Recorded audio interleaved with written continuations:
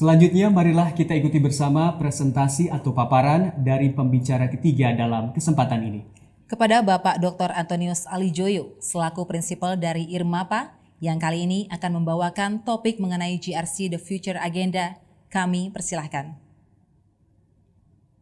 Salam sehat untuk kita semua. Terima kasih hari ini saya mendapat kehormatan dan kesempatan untuk memberikan presentasi tentang GRC atau Governance, Risk Management, and Compliance. Di mana paparan saya ini saya bagi dalam 4 bahasan. Pertama, apakah GRC adalah konsep yang baru atau tidak? Kedua, apa sih artinya GRC? Ketiga, karakteristik dari GRC yang dilakukan secara salah versus GRC yang dilakukan secara benar. Dan bagaimana kita memulainya secara tepat. GRC apakah hal baru atau hal lama? Dalam hal ini, saya mengutip apa yang sudah pernah disampaikan oleh beberapa hasil survei, hasil pengujian, dan hasil juga riset-riset atau studi-studi yang sudah dilakukan. Dalam hal bahwa kita melihat sebetulnya governance, sebetulnya risk dan compliance itu kan sudah dikelola secara tidak langsung maupun langsung oleh berbagai perusahaan dalam waktu yang sebenarnya cukup lama. Kalau kita melihatnya dalam konteks ini, dalam persepsi ini, maka GRC bukan hal yang baru. Namun, dalam banyak hal, beberapa hal sekarang terjadi perubahan mendasar, yaitu bahwa approach, ya, bagaimana GRC ini dilakukan, itu perlu dilakukan penyempurnaan sedemikian rupa agar bisa saling menunjang satu sama lain. Praktek G-nya, governance, praktek risk management-nya, dan praktek compliance-nya itu harus menunjang satu sama lain sehingga bersama-sama memperkuat, ya, keandalan di dalam pencapaian objektif organisasi. Untuk organisasi yang mau melihat ke depan, peduli membangun ke depan, GRC dilihat sebagai suatu integrated collection dari capabilities. Jadi koleksi daripada kemampuan-kemampuan yang diperlukan agar mampu menunjang principal performance, yaitu kinerja yang berprinsip. Dan untuk hal ini, GRC tidak menjadi beban bisnis. Malah GRC dibutuhkan untuk menunjang dan meningkatkan kinerja bisnis. Kalau melihatnya dalam hal ini, dari perspektif ini, maka GRC is a totally revolutionary approach and thinking and standing point. Untuk itu, saya mengutip dari suatu organisasi yang disebut OCEG, yang kebetulan foundernya adalah rekan saya, Carol Switzer, berbasis di United States, bahwa kalau kita bicara principal performance atau kinerja yang berprinsip sebagai tujuan utama, tujuan luhur dari suatu organisasi, maka integrated GRC atau GRC terintegrasi adalah pathway, jalan menuju ke sana.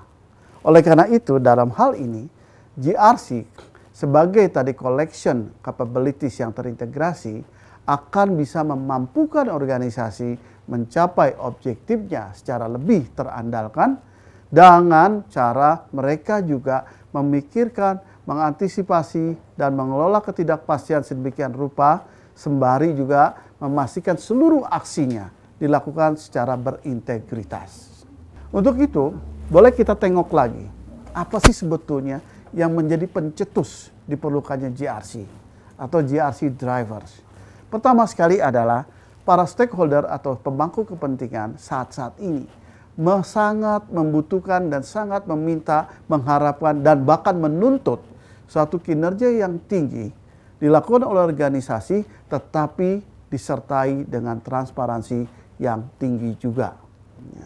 Kedua, regulasi dan yang makin berkembang, makin banyak, di mana regulasi ini diperlukan untuk memastikan juga banyak pengelolaan tata kelola manajemen risiko dan compliance di beberapa negara atau di masing-masing negara terjadi dengan baik. Nah, untuk itu bagaimana kita memastikannya, kita mampu mengantisipasinya. GRC dalam ini is going to help us and force us untuk memastikan kita mampu antisipasi dan memprediksi pergerakan atau dinamika dari regulasi.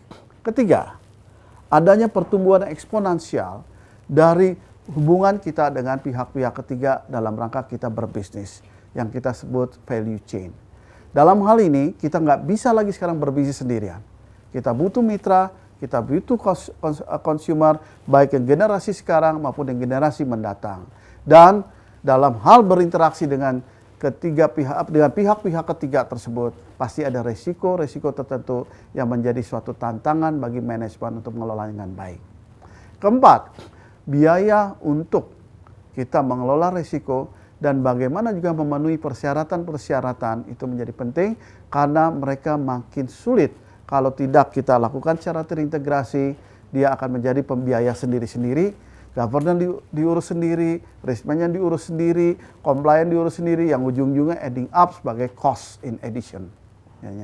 Kelima, ya, bahwa hal-hal yang sifatnya impact yang berat sekali, yang bisa ditimbulkan dari threats, ya, itu makin banyak di sekitar kita, tapi juga pada saat yang sama opportunity juga banyak.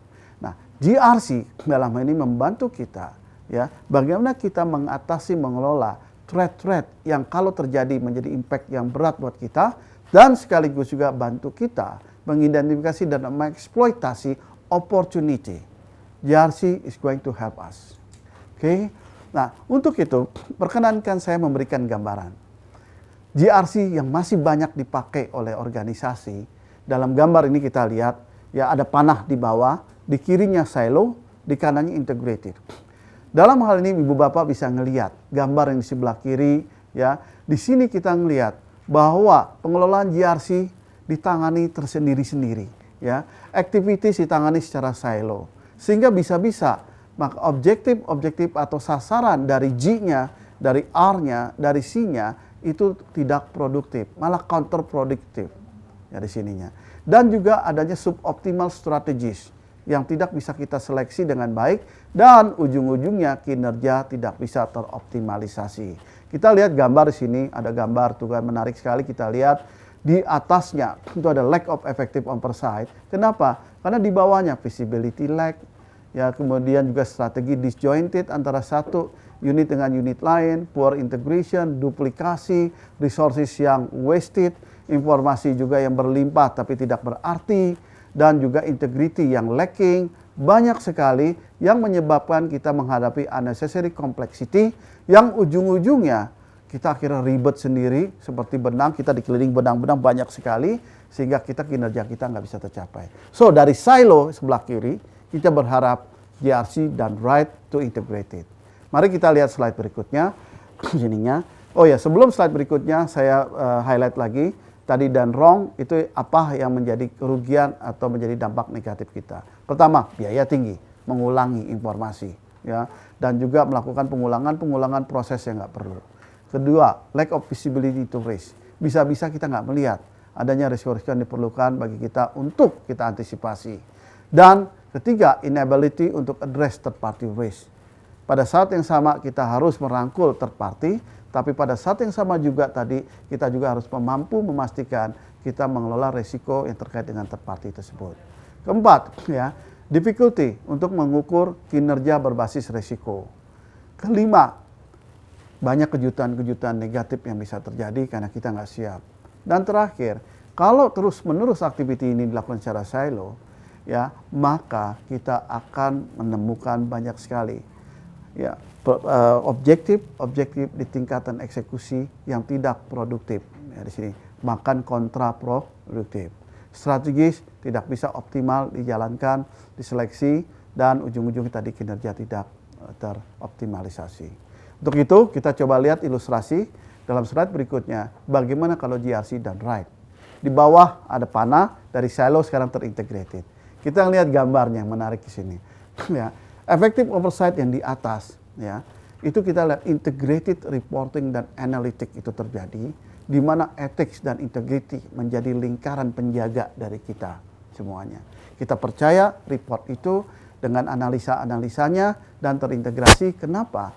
Karena nantinya dari reporting dan analitik itu kita bisa meyakini itu adalah cerminan dari integrated GRC strategy. Di bawahnya, kalau Ibu Bapak ngelihat di dalam gambar itu ada 4 orang duduk sama-sama, ya, memastikan integrated GRC itu terjadi, di mana IT, human resources, finance, dan juga beberapa hal kayak misalnya project, audit, dan lain-lain itu terintegrasi semuanya yang didukung integrated risk and control activities.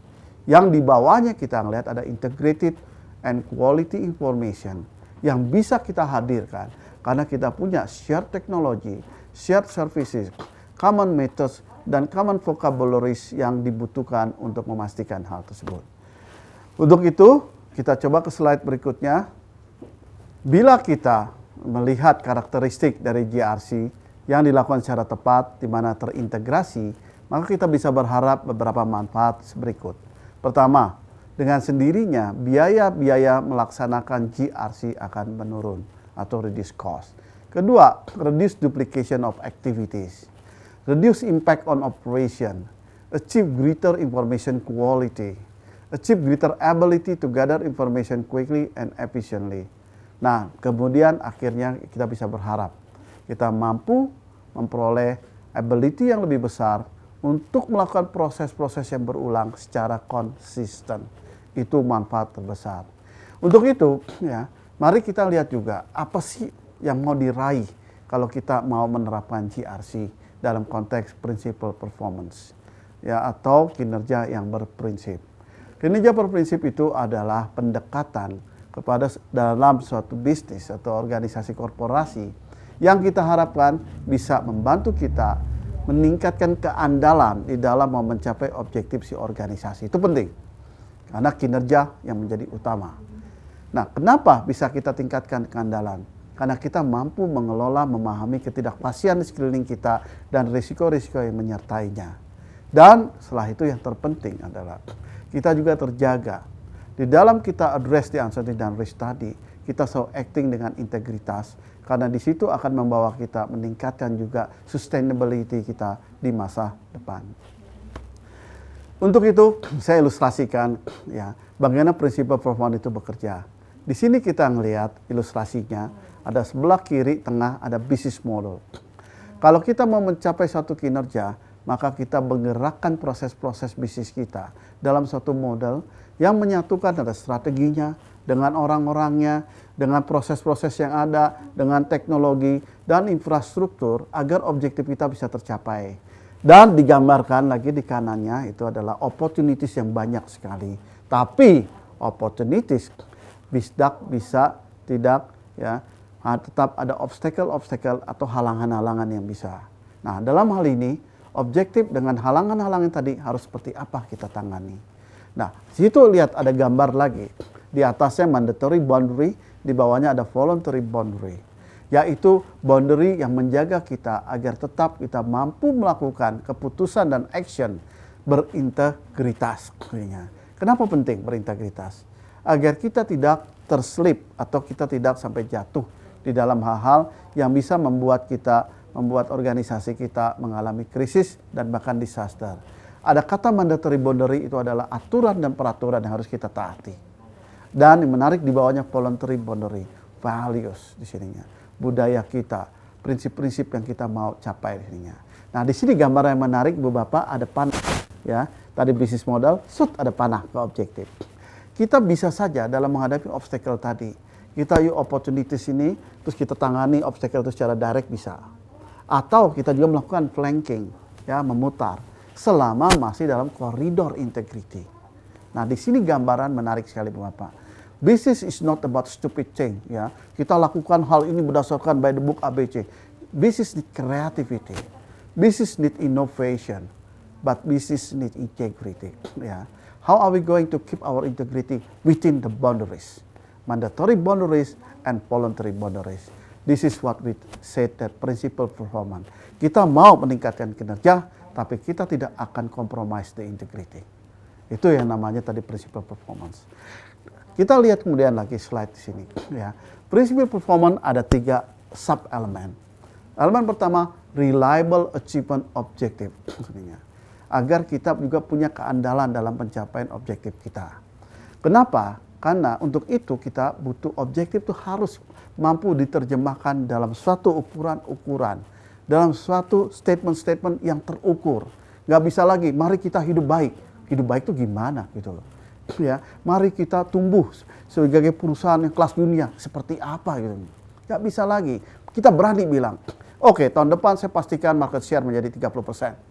Ya, tahun depan saya pastikan EBITDA akan sekian. Berani itunya. Achievement yang terukur. Kalau pimpinan nggak berani ya menyampaikan objektif itu secara terukur, jangan jadi pimpinan. Ya, di sininya.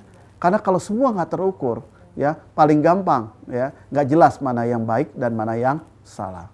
Kedua, informasi yang terkait dengan pencapaian objektif harus mampu juga secara accurate, secara tepat itu mampu ditampilkan melalui dengan fakta-fakta, bukan impian-impian atau nice word. Dan terakhir adalah achievement itu harus mampu ya dilakukan secara regular, ongoing dan sustainable. Bukan achievement yang hanya jangka pendek ya kita korbankan semua untuk jangka pendek, akibatnya kemudian jangka panjang kita nggak punya. Sama dalam kehidupan sehari-hari Ibu Bapak, kalau kita hanya mau happy-happy saja, nggak mau belajar, nggak mau bekerja, do we have the future? Sama di organisasi, kalau kita mau pokoknya yang penting saya profit tahun ini, tetapi saya mengorbankan integrity, do you have a future? No, we don't. Nah di sini reliable achievement of objective menjadi suatu yang penting dan menjadi dasar awal dari kinerja yang berprinsip ya di sininya. Kedua, kita lihat addressing uncertainty dalam hal ini. Ya, uncertainty about the future itu include apa? Mampu nggak kita memastikan kita paham risk and reward, risk dari threat dan reward dari opportunity. Bisa nggak kita menyeimbangkan kemampuan kita mengatasi dan menggunakan hal itu? Sama dengan ibu dan bapak dan saya, kalau naik mobil ngerem terus saja, berhenti itu mobil. Atau kalau nggak ngegas terus saja, nggak tahu kita kemana. Kita harus imbang antara rem, antara gas kapan. Bapak ibu kadang-kadang mau ngegas kenceng, rem dulu sedikit. Ibu bapak kadang-kadang mau belok juga ngerem dikit, habis itu ngegas. Kalau ngerem terus, ya sudah berhenti. Itu salah kalau kita addressing uncertainty, hanya ngelihat risk-nya saja. Kita harus lihat risk and reward yang lahir dari threat and opportunity. Dan dalam hal ini, addressing uncertainty yang menarik adalah, kalau kita bicara principal performance ininya, we can be wrong, kita bisa salah. Tetapi salahnya itu thoughtful. Kita bisa ada pembelajaran di sininya. Salahnya itu adalah salah yang karena kita mau melakukan sesuatu untuk kepentingan yang baik buat organisasi. Ini yang kadang-kadang banyak salah kaprah. Kita nggak boleh berbuat salah, kata siapa? Bapak ibu sebelum bisa lari, sempat jatuh nggak waktu kecil? Sempat jatuh ininya. Ya, we can be wrong. Kita bisa accept kesalahan, tapi kita nggak bisa accept kecurangan. Nah, bicara kinerja dalam hal ini, ya, apalagi prinsip performance, we can accept, ya, sometimes we make a wrong thing, tapi kita nggak bisa accept, ya, suatu yang berkaitan dengan fraud. Itu integrity, etik, ya, bisa menerima kesalahan tapi nggak bisa menerima kecurangan. Kadang-kadang orang kecampur-campur hal ini. Oke, sub elemen yang ketiga bicara acting with integrity. Apa sih maksudnya? Maksudnya adalah kita mampu tetap selalu dalam koridor janji kita. Baik janji kita yang sifatnya mandatory, yang kita mau tepat dan patuh hukum ya di sini. Seperti misalnya kita tidak mau menyuap karena kita juga tahu ada anti suap. Lakukan hal itu. Atau voluntary promises. Kita nggak mau berbohong ya sininya. Transparan. Jadikanlah hal tersebut ya, tepati janji ya di sininya.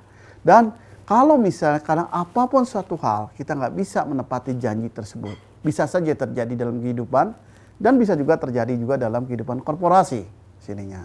Dan clean up the mess. Kita harus berani mengakui bahwa memang ada mess. Misalnya kita ada kotoran, kita nggak ingin ada kotoran, clean it up. Tapi jangan kemudian kita bilang ada kotoran, besoknya kita ngomong ya ada kotoran, bilang lagi besok ada kotoran, terus menerus. Yang akhirnya kita cuma bicara tanpa suatu hal action yang bisa diharapkan menunjukkan bahwa kita mau ya menepati janji kita. Itu acting with integrity, you do what you say. And what you say is what you believe di sininya. Itu penting ya. Dari sini kita lihat ya beberapa pilar penting kalau kita bicara kinerja yang berprinsip.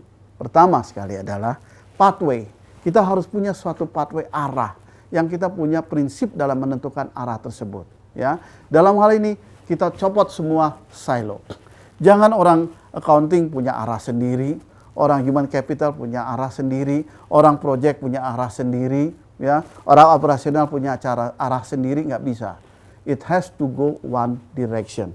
Decisionnya, ya, arah yang kita berprinsip sininya. Untuk itu juga kita harus sinkronisasikan manajemen strategi kita, governance kita, manajemen kinerja kita, manajemen risiko, compliance, dan audit management system. Setelah itu, pathway, arah akan tidak mungkin bisa terwujud tanpa juga orang-orang yang berprinsip. Orang berprinsip sini adalah kepemimpinan. Kepemimpinan punya komitmen dengan kompetensi. Kenapa kompetensi perlu? Agar kita mampu memastikan secara konsisten mengarahkan energi, ya, organisasi mengarah kepada suatu purpose atau tujuan-tujuan yang berprinsip, atau bahasa lainnya adalah principle purpose.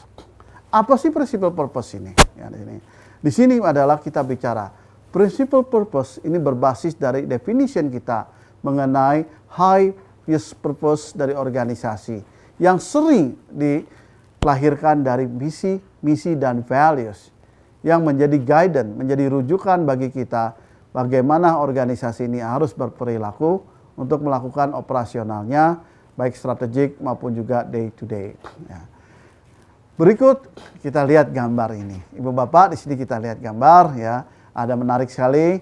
Ya, paling kiri kita lihat ada pathway, ada sistem bawahnya, dan ada capabilities.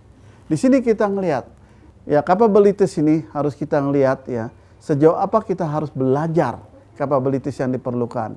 Sejauh apa kita harus melakukan alignment, ya. Sejauh apa kita melakukan performance berkinerja dan melakukan review agar kita punya common capabilities demikian rupa sehingga mampu memastikan sistem-sistem kita di governance, di performance management, risk management warna kuning, compliance management warna merah, dan audit itu tersinkronisasi sedemikian rupa sehingga mendukung organisasi pathway-nya mengarah kepada aktivitas-aktivitas yang terintegrasi. Dari operasional, di situ ada gambaran, kalau di operasional kemudian kita harus antisipasi resiko kita. Kalau resikonya ini berkaitan juga kemungkinan resiko ini membuat kita akan nabrak hal-hal yang berkaitan integrity, kita ada koridor, tidak boleh go, ya, atau go and no go. Kemudian bagaimana juga audit kita memberikan masukan-masukan sedemikian rupa agar ujung-ujungnya objektif kita tercapai dan kita punya keandalan yang lebih tinggi, ya, dalam mencapai objektif-objektif organisasi karena kita mampu memastikan mengantisipasi ketidakpastian dan risiko dengan lebih baik dan lebih efektif dan mampu secara konsisten kita jaga dengan akting kita penuh integritas. Demikian, ya. Kalau kita lihat lagi hal ini, saya akhiri presentasi saya dengan, ya, suatu pertanyaan ke diri kita sendiri. Kalau kita meyakini JRC integrasi itu suatu hal yang baik, ya, kita punya kinerja yang berprinsip, kita bisa ada pathway yang berprinsip, orang-orang yang berprinsip di sininya, dan purpose yang berprinsip. Bagaimana kita mulainya? Ya, Top JRC Award ini juga membangkitkan ke kita semua bahwa JRC perjalanan bersama, JRC suatu perjalanan di organisasi. Maka award ini jangan dilihat hanya sekedar award, tapi juga mengingatkan ke kita semua banyak PR yang kita perlu kerjakan karena kita peduli bukan hanya hari ini, kita peduli juga hari esok, kita peduli juga future kita, dan kita mau bangun keberlanjutan di organisasi. Untuk itu saran dari kami, ya, kalau kita mau memulai, mulailah dengan cara yang praktis. Slide ini menunjukkan misal, ya, kita coba yuk menyatukan vocabulary di organisasi itu. Kalau resiko sangat tinggi itu seperti apa? Sama dong pandangannya di bagian human resources dengan di bagian accounting, dengan di bagian juga audit, di bagian inventory sama.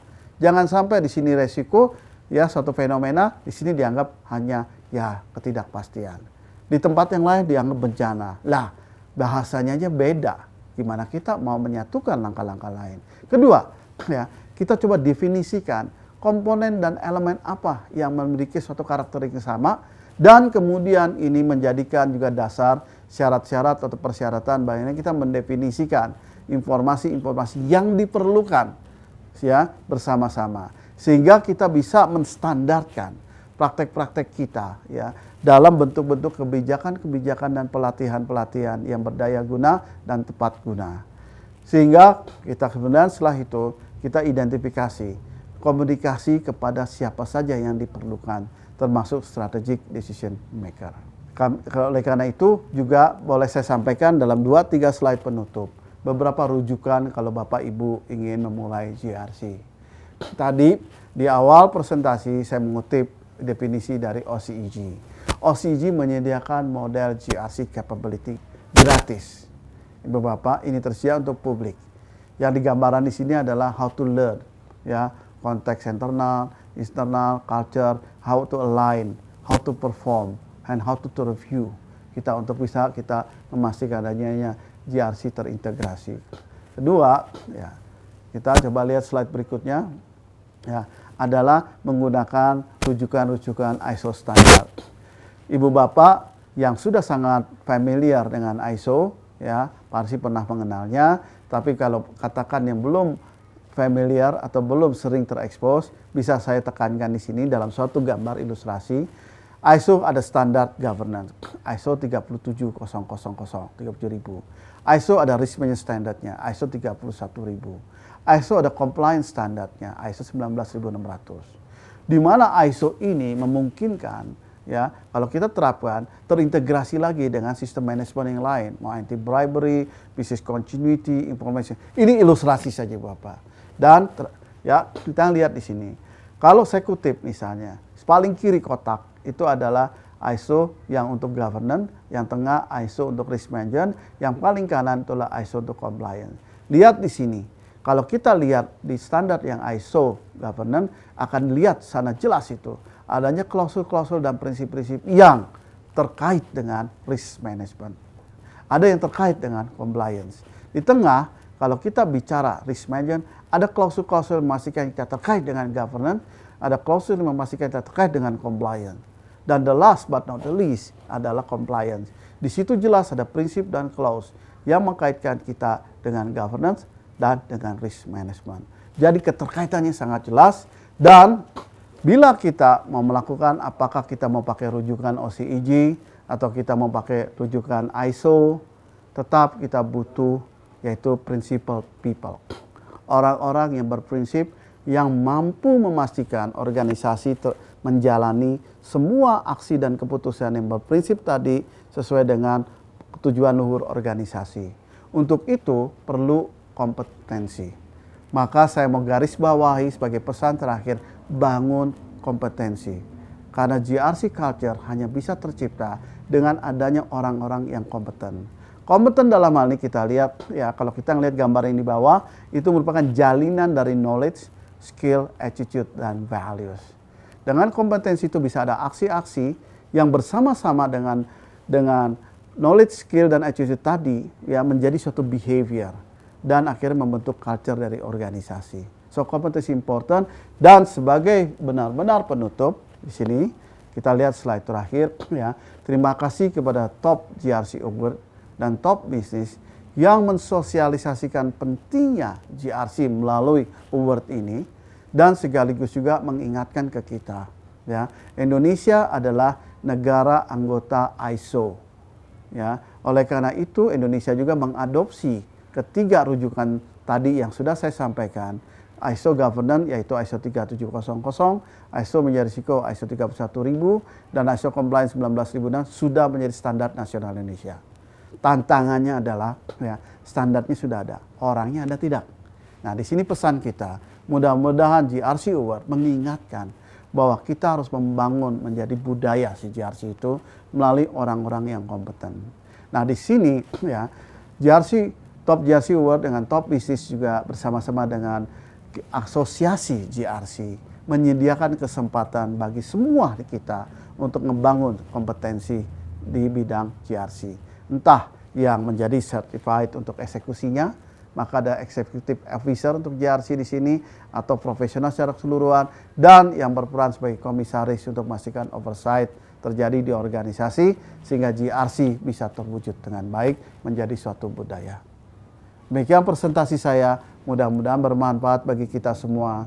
Dan terima kasih untuk Top GRC Award Committee, dan terima kasih untuk audiens, terutama para praktisi di organisasi, baik anggota Dewan Komisaris, anggota direksi, tim GRC, dan semua pihak-pihak yang berperan dalam hal ini. Dan juga terima kasih semua kepada tim yang mensukseskan acara ini. Terima kasih. Waalaikumsalam untuk kita.